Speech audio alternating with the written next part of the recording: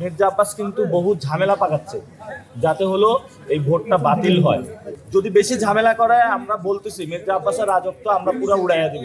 কিন্তু আমাদের যেটা আশঙ্কা, সবচেয়ে বেশি ভোট যেখানে শাহজাহানপুরে মির্জা আব্বাস কলেজ এবং রেলওয়ে কলোনি কলেজ, সেখানে অপ্রীতিকর ঘটনাটা তারা ঘটাচ্ছে এবং সেখানে একটা ভোট উৎসব করতেছে।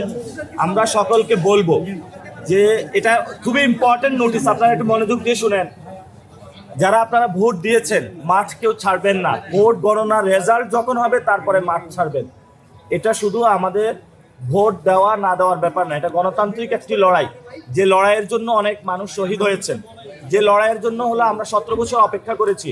ভোট যারা দিয়েছি সবাই মাঠে থাকবেন, দরকার হয় হলো কলা রুটি খেয়ে থাকবেন, তারপরেও মাঠ ছাড়বেন না আপনারা। ইনশাল্লাহ আমরা বিজয় নিয়ে তারপরে ঘরে যাব ইনশাল্লাহ। এবং আমরা বলেছি আমাদের যদি আল্লাহ বিজয় দান করে প্রথমে আমরা সালাতুল শুকুর আদায় করবো বাইতুল মুকাররম মসজিদে ইনশাআল্লাহ। আর আপনারা জানেন যে এখানে মির্জা আব্বাস কিন্তু বহু ঝামেলা পাকাচ্ছে যাতে হলো এই ভোটটা বাতিল হয়। যদি বেশি ঝামেলা করে আমরা বলতেছি মির্জা আব্বাসের রাজত্ব আমরা পুরো উড়াইয়া দিব, যথেষ্ট করতেছে। এবং সেখানে আমার মাথার মধ্যে ঘুষি দেওয়া হয়েছে। প্রিজাইডিং অফিসার যিনি, উনি বিএনপির পক্ষে কাজ করছেন রেলওয়ে কলোনি হাই স্কুলের, বাংলাদেশ ব্যাংকের উপপরিদর্শক মোহাম্মদ রাসেল মিয়া। এবং যারা ভোট দিয়েছেন তারাও সেখানে ভোট দেওয়ার পরে ধানের পক্ষে কাজ করতেছেন, এজেন্ট যারা তারাও কাজ করতেছেন।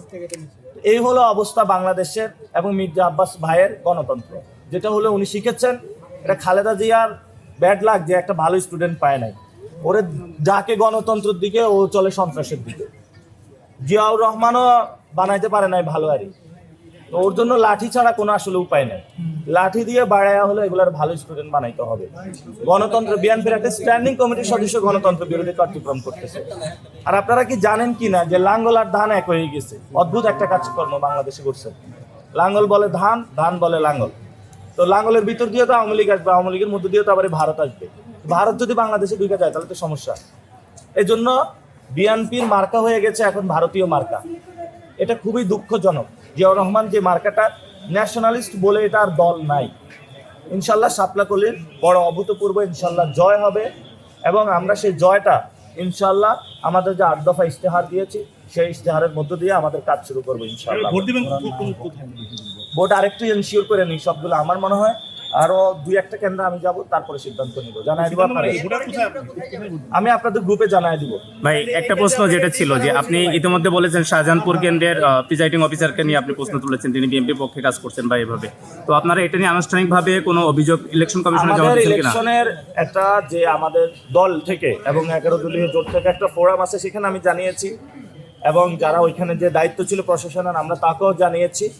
তো আমরা একটা লিখিত অভিযোগও দিব এবং সে প্রিজাইডিং অফিসারের আমি একটা কার্ডও নিয়ে এসেছি, বাংলাদেশ ব্যাংকের উনি পরিচালক। সেখানে গণকণ্ঠ নামে একটা সাংবাদিক ছিল, ওনার কি অবস্থা জানি না। ওনার হলো যে কোনো সময় ওনাকে অ্যাটাক করতে পারে, তার সাথেও সে প্রবলেম সৃষ্টি করতেছিল। তো যেটা দেখে মনে হয়েছে যে ওইখানে প্রিজাইডিং অফিসার না, মনে হচ্ছে উনি মির্জা আব্বাসের ছোটবেলার বন্ধু।